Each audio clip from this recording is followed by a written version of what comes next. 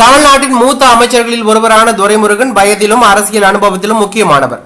இன்று காலை சென்னையில் உள்ள தனது வீட்டில் இருந்தபோது அவருக்கு திடீரென உடல்நலக்குறைவு ஏற்பட்டது. உடனடியாக அவர் கிரீம் சாலையில் அமைந்துள்ள அப்போலோ மருத்துவமனையில் சேர்க்கப்பட்டார். மருத்துவர்கள் அவருக்கு தீவிர சிகிச்சை வழங்கி வருகிறார்கள்.